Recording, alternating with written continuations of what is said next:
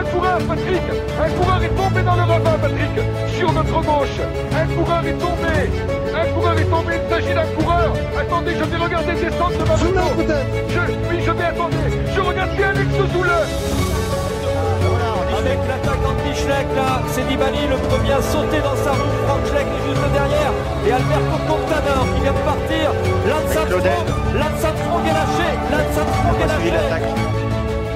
Et il est littéralement impliqué, comme on dit, dans les milieux cyclistes, alors que tout le monde le passe. Bonjour à toutes et à tous et bienvenue pour ce nouvel épisode des commissaires de course. Aujourd'hui, nous poursuivons la série de nos émissions d'intersaison avec un thème consacré à l'équipe Sky, avec surtout un focus sur cette équipe sur les grands tours. Et donc pour aborder ce thème, sont réunis ce soir Charles. Bonsoir à tous. Daniel. Salut les amis. Et Noé. Bonsoir. Voilà, et moi c'est Max, donc l'équipe Sky qui a dominé outrageeusement presque cette saison les grands tours durant l'année 2018 puisqu'elle en a remporté 2 et en plaçant notamment 2 de ses leaders sur le podium du Tour de France. Donc peut-être presque un problème de riche pour Sky, de manière récurrente déjà depuis quelques années, mais qui semble même grandir en ce moment. Alors, quid de l'année 2019 à quoi peut-on s'attendre? Voilà l'ensemble des questions que je voulais vous poser et peut-être pour lancer le sujet, eh bien, on va commencer avec Daniel et voilà le duo Froome et Thomas. Comment faire pour que l'équipe arrive à gérer ces 2 leaders? Oui, c'est vrai que à partir de l'année 2019, la question va se poser en ces termes, puisque l'année dernière, Geraint Thomas, on lui accordait du crédit et un certain potentiel sur les grands tours, mais il n'avait encore jamais vraiment réalisé de performances très impressionnantes. Puis après ce Tour de France victorieux, ça fait quand même 2 vainqueurs de Tour de France au sein de la même équipe, ce qui pose forcément un problème de riche et qui soulève de nombreuses questions quant à la concurrence interne. Et autant en 2018 avec Chris Froome qui était dans une situation un peu délicate, puis qui a couru le Giro, et un Geraint Thomas qui n'avait pas encore le statut qu'il a acquis depuis, la situation a pu être gérée aisément puisque au final pendant le Tour de France ça s'est quand même joué à la pédale entre les deux et il n'y avait pas vraiment photo. Geraint Thomas était nettement au-dessus de Chris Froome et de tous les autres. En 2019, comment s'organiser, comment se répartir le programme, qui va viser quel grand tour, ça va être un casse-tête pour la Sky. Oui, Charles, qu'est-ce que tu en penses? Je pense qu'on a un premier souci, c'est que la petite Geraint Thomas a forcément grandi avec sa victoire sur le Tour de France. Donc, au début, on pouvait penser que finalement Thomas irait bien gentiment sur le Giro, mais on s'aperçoit que ses dernières déclarations laissent un peu plus place à une certaine ambiguïté. Et on le comprend parce que Froome est peut-être plus légitime que lui parce qu'il a remporté 4 grands tours, mais quand on a dominé de la tête et des épaules la grande boucle comme l'a fait Geraint Thomas cette année, c'est dur de prétendre à un rôle de larbin entre guillemets. Il l'a très bien dit il y a quelques jours dans une interview, s'il va sur le Tour, c'est pour être leader, ça ne sera pas pour travailler pour Chris Froome ou pour Egan Bernal ou tout autre coureur de la Sky. Oui, Noé, toi, ton avis là-dessus? Moi, je suis totalement d'accord avec vous. Je pense que c'est totalement illusoire de penser que pendant la saison 2019, un de ces 2 leaders se mettra au service de l'autre. À mon avis, c'est totalement impossible parce que les 2 ont déjà 32 ans et les 2 ont envie, c'est logique, de vouloir accrocher un grand tour à leur palmarès et sûrement le Tour de France. Chris Froome a en ligne de mire un 5e Tour de France pour rejoindre les plus grands, le club très fermé des plus grands. Et Geraint Thomas, l'année dernière, il a connu une grande ascension. Et on s'attendait pas à ce qu'il soit aussi haut dans le cercle des grimpeurs actuels et dans le cercle des coureurs de grand tour actuels. Donc c'est légitime aussi à son âge qu'il veuille continuer à gagner et pourquoi pas gagner sur le Tour de France. Après, ça sera sûrement à l'équipe Sky de savoir bien composer ses effectifs pour les grands tours, peut-être mettre un leader sur le Giro et la Volta, un autre sur le Tour de France. Ça sera à l'équipe Sky de savoir être assez ferme pour pouvoir décider dès le début de la saison du programme de chacun des coureurs et pas se retrouver avec 2 coureurs sur le Tour de France qui auront préparé uniquement cet objectif, comme la Movistar par exemple, et qui se retrouvent le bec dans l'eau parce qu'ils n'auront pas su gérer ce surnombre de leaders sans une stratégie claire. Mais connaissant la Sky, je pense qu'ils auront une stratégie très claire et bien établie. C'est un problème que tu avais déjà, je crois, évoqué presque en ces termes lorsque on s'était penché sur le problème et l'échec relatif de la Sky sur la Vuelta. Tout à fait.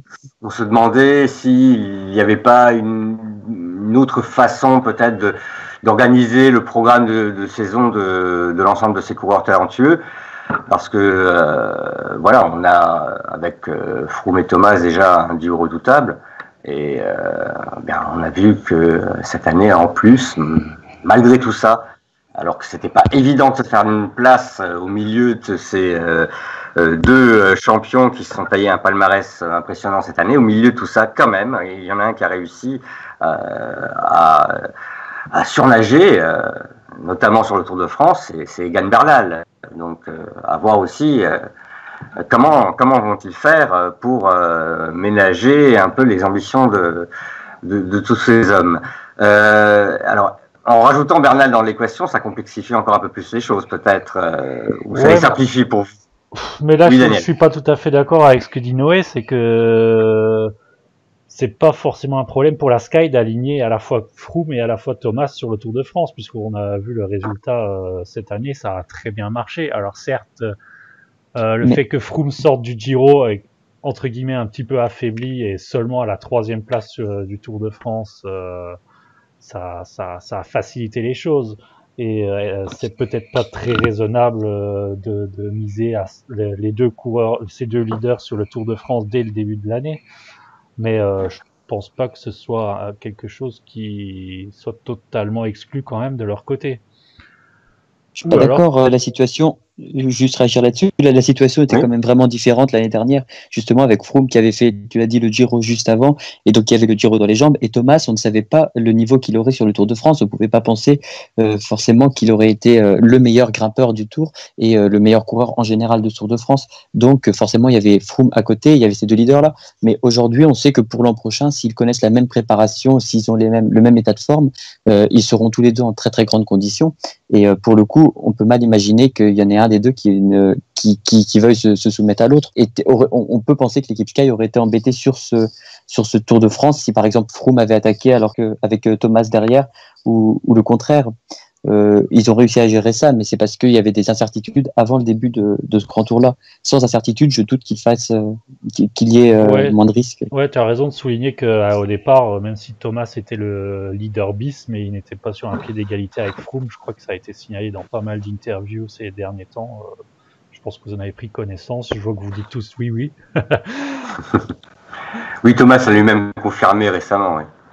Il y a une dimension qu'il y a à prendre en compte aussi pour le Tour de France de cette année, c'est que oui, Froome avait le Giro dans les pattes, mais Dumoulin aussi avait le Giro dans les pattes. L'an prochain, les choses seront différentes. Tom Dumoulin sera, je pense, à 100% sur le Tour de France, et forcément, il sera plus fort, plus frais.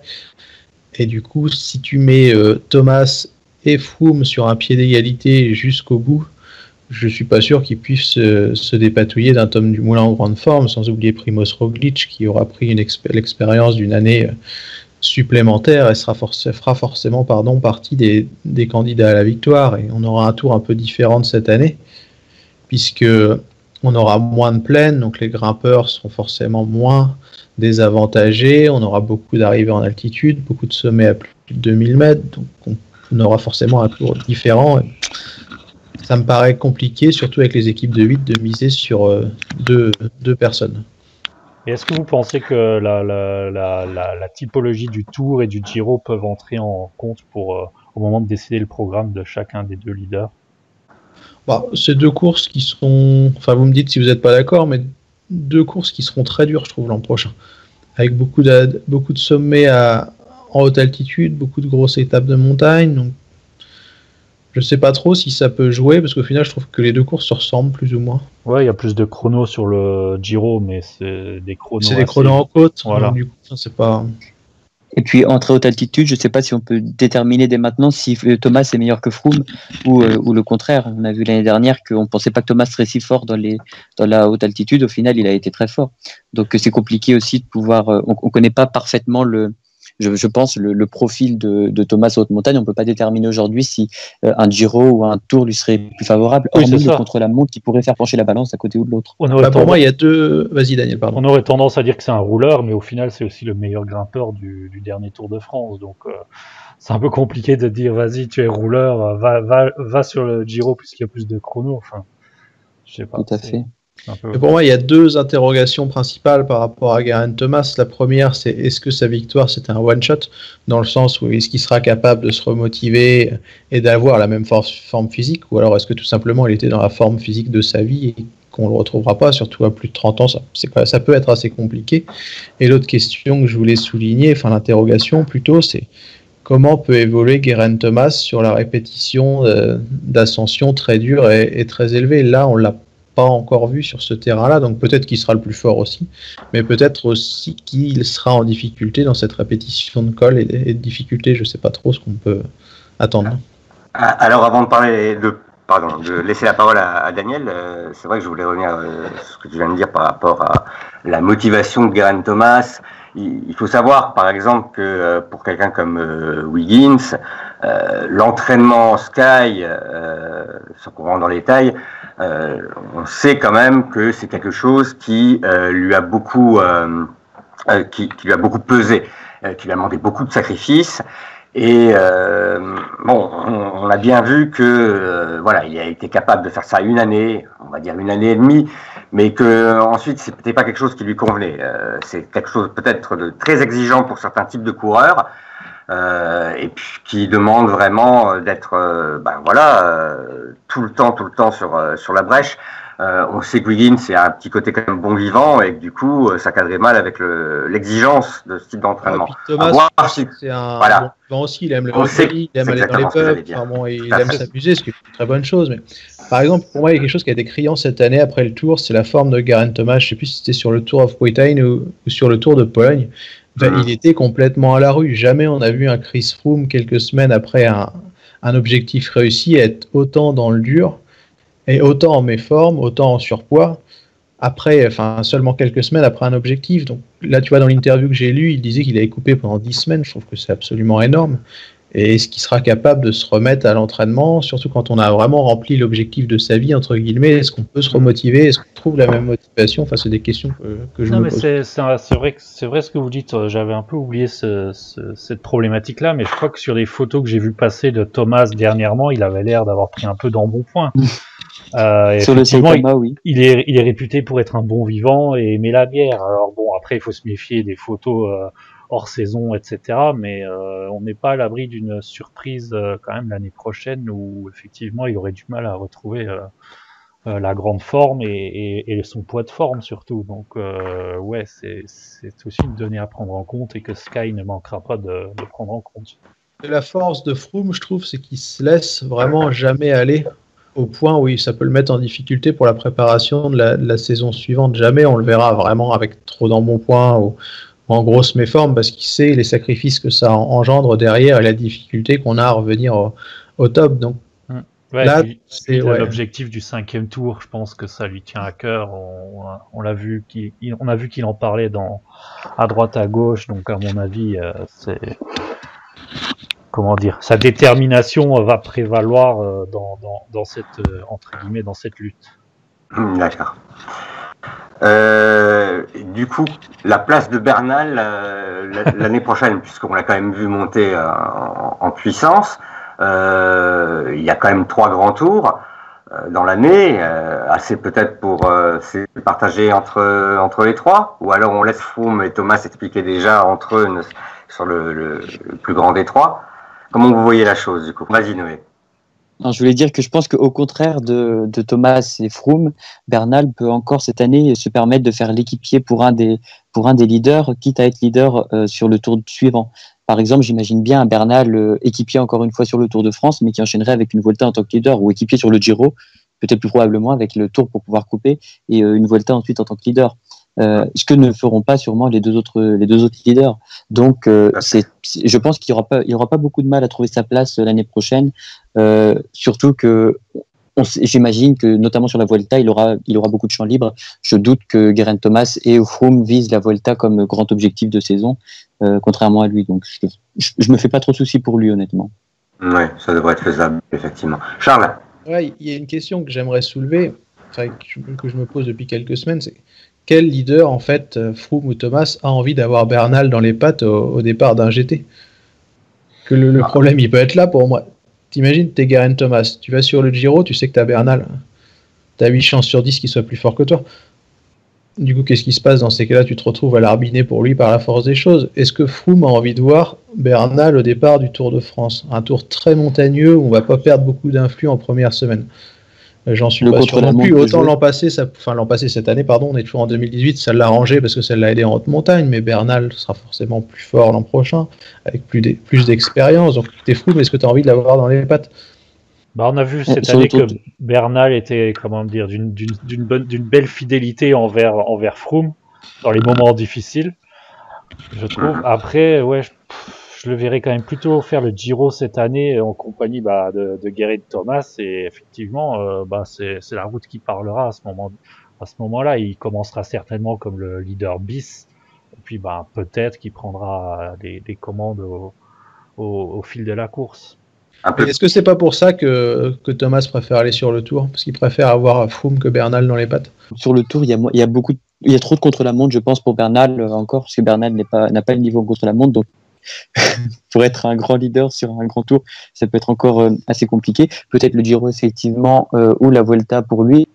Mais s'il a signé pour 5 ans chez Sky, je pense que ça veut dire qu'il a eu des garanties, au moins sur les prochaines années, de pouvoir être leader sur un grand tour, et notamment le Tour de France sur les prochaines années. Peut-être que dans son contrat, on lui propose sur encore 1 an ou 2 d'être un équipier sur certaines courses et leader sur d'autres courses, quitte à être assuré ensuite d'avoir un statut de leader sur quand tu es Bernal, tu n'as même pas besoin d'avoir ces assurances-là, c'est tellement évident. Et je trouve que contrairement à ce que tu dis, il a quand même un gros niveau sur les contre-la-montre, et il est largement au-dessus de la plupart des grimpeurs. Oui, mais pas de Froome et de Thomas. Je voulais le comparer à eux parce que justement, il va pas être être une épine dans leur pied. Ouais. Et il y a une question que je voulais soulever peut-être pour avancer un peu dans l'émission, on a parlé de Froome, on a parlé de Thomas, de la concurrence, on a évoqué Bernal, mais quelle place peuvent avoir les jeunes pousses de la Sky que seront Sosa, Sivakov, Narvaez peut-être? Quelle place pour eux dans cette machine Sky au final? Quelle liberté, quelle possibilité? Justement, je voulais presque en parler tout à l'heure lorsque vous avez évoqué le cas de Bernal sur le Tour de France et de sa présence peut-être un peu envahissante. On remarque quand même que Sky derrière a déjà cette année des jeunes qu'ils ont mis en place et qui sont capables, à mon avis, de suppléer l'absence éventuelle d'un Bernal comme ça sur un grand tour. On a vu Tao Geoghegan Hart monter en puissance cette année. Ils ont fait l'acquisition malgré tout de Sosa. Donc ils ont des gens déjà en montagne pour pouvoir accompagner Froome. Est-ce que vous êtes d'accord avec le fait que à ce niveau-là, je trouve que l'effectif Sky a conservé quand même une relative densité, voire même c'est peut-être renforcé par rapport à l'année dernière. Ah oui, ils se sont renforcés, mais ça m'amène quand même à m'interroger. Moi, j'ai posé la question à Pavel Sivakov quand je l'ai interviewé il n'y a pas longtemps. Oui, je ne l'avais pas évoqué, lui. Il m'a dit qu'il n'y pensait pas trop, mais quels moyens d'émancipation ils peuvent avoir, en fait, ces gars-là, quoi, s'ils ont vraiment de l'ambition d'être leader sur un grand tour dans 1 an, 2 ans, 3 ans. Enfin, je vois mal comment, avec Bernal, Froome qui veut continuer encore 5 ans, et Thomas, un mec comme Ivan Sosa, il va pouvoir être leader sur un grand tour. Pareil pour Tao, pareil pour Pavel, ou alors ils mettent leurs ambitions personnelles complètement de côté, quoi. Non, mais c'est clair que ils ont plutôt un rôle d'équipier dans l'immédiat, mais après, je pense que Thomas, il en a quand même plus pour très longtemps. Froome, on parle de 4-5 ans, ça me paraît quand même optimiste. Donc Bernal, oui, il sera a priori le seul leader dans les années qui viennent. Déjà, est-ce que ça ne va pas amener une révolution tactique au sein de la Sky? Est-ce qu'on aura toujours le même type de train qui jusqu'au dernier kilomètre pour lancer une attaque lorsque tous les autres grimpeurs sont déjà dans le rouge? Ou est-ce que Bernal sera un peu plus...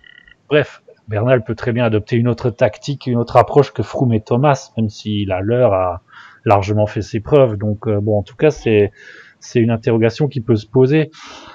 Et du coup, est-ce que les équipiers que Bernal aura, est-ce qu'ils ont le même rôle? Et puis il y aura aussi les grands tours sur lesquels Bernal ne s'alignera pas. Donc je pense que ça peut quand même laisser quelques portes ouvertes, même si effectivement Froome n'est pas non plus à mettre à la retraite tout de suite.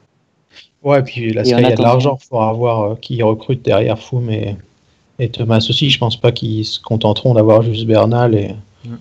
Et d'ailleurs, il faut souligner aussi que cette année, la Vuelta, tout à l'heure vous en parliez, je crois, Noé et Max, il y a plusieurs coureurs qui ont eu plus ou moins leur chance sur cette Vuelta, notamment De La Cruz et même Tauge Ogenhardt, je crois, et un petit peu Kwiatkowski. Tous sont franchement déçus. Donc voilà, ce sont des coureurs qui ont eu leur chance et qui sont passés à côté. Donc c'est peut-être pas très bon pour leur avenir pour le coup. Oui, après, on a quand même, beaucoup de talent dans cette équipe. Notamment, et on a encore un autre dont on n'a pas parlé parce qu'il est plutôt orienté sur les classiques, mais on sait que Jenny Moscon a quelques ambitions aussi sur les grands tours. Il aimerait tôt ou tard s'y essayer sur une Vuelta ou un Giro a priori. Oui, je crois que c'est Portal qui en parlait et pour dès 2019 ou 2020. Voilà, ça risque d'arriver assez tôt. Après, il y a quelque chose qu'il va falloir qu'ils prennent en compte, c'est que des grands tours, il y en a seulement 3 par an, donc ils ne peuvent pas tous gagner. Quoi. Oui, tout à fait. Et puis mathématiquement, à un moment, ça devient compliqué. Quoi. Et puis je crois que le contrat est clair, quand un jeune coureur signe chez Sky, il sait s'il signe chez Sky qu'il devra l'arbiner pendant les 1, 2, 3 premières années qu'il va passer dans cette équipe. Il le sait, le contrat est clair. Après, ils peuvent très bien choisir d'autres équipes s'ils veulent s'épanouir. Oui. Le problème ne vient pas à ce moment-là de l'équipe, il vient plutôt du coureur qui choisit la Sky, alors que les règles sont claires dès le départ quand on arrive dans cette équipe. Après, s'ils ont vraiment le talent, ils arrivent quand même à se mettre en évidence très tôt. On l'a vu avec Moscon, on l'a vu avec Bernal. Il reste à une place d'équipier, mais il monte quand même assez vite dans la hiérarchie à ce moment-là. Sky n'est pas non plus, c'est pas des idiots, ils savent très vite s'adapter et finalement ne brident pas tant que ça leurs coureurs. Parce que c'est une chose aussi que je voulais peut-être dire en guise de conclusion. Vous me direz si vous êtes d'accord avec moi, c'est que malgré tout, on évoque les problèmes de riches et la multiplication de leaders potentiels sur les grands tours. Je parle même pas des tours d'une semaine, parce que là, tous ceux qui sont équipés là pourraient légitimement devenir leaders. C'est que malgré tout, la sauce prend très bien. Il n'y a pas vraiment de problème d'ambiance, alors qu'on a déjà vu des équipes sans s'autodétruire dans ce genre de situation. On se rappelle l'époque Astana entre Contador et Armstrong. Pour les plus vieux, ils se souviendront l'ambiance à la vie claire entre Lemond et Hinault. Chez Sky, ça tient. Oui. Ah oui, on est obligé de constater ça, ouais, c'est... Jusqu'à ce que la rivalité Thomas éclate. D'accord. Et le truc, c'est que pour rebondir là-dessus, la Sky, c'est l'inverse de la Movistar. En fait, t'as un mec qui est 10 jambes au-dessus des autres, alors que la Movistar, ils sont tous au même niveau. Donc forcément, c'est plus facile d'être ambitieux quand tu vois que ton leader ou ton co-leader, il est à peine plus fort que toi, que quand quand ton leader est 3 jambes au-dessus. Parce que tu vois Froome-Wiggins, par exemple, Froome, il a vite compris que Wiggins était moins fort, donc du coup, il a voulu être leader, ou il a montré en attaquant que il était plus fort que lui, quoi. Oui, mais bon, comme on l'a vu, la situation n'est pas aussi claire avec Thomas, par contre. Nous verrons bien. Bon, je crois que on a fait à peu près le tour de la question.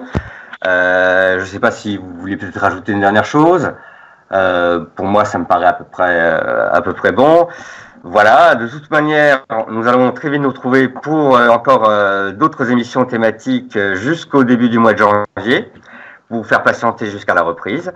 Voilà, merci de nous avoir suivis. N'hésitez pas à mettre un petit pouce bleu, des commentaires si ça vous a plu, ou des remarques constructives si ça nous a moins plu. Et on se retrouve à très bientôt.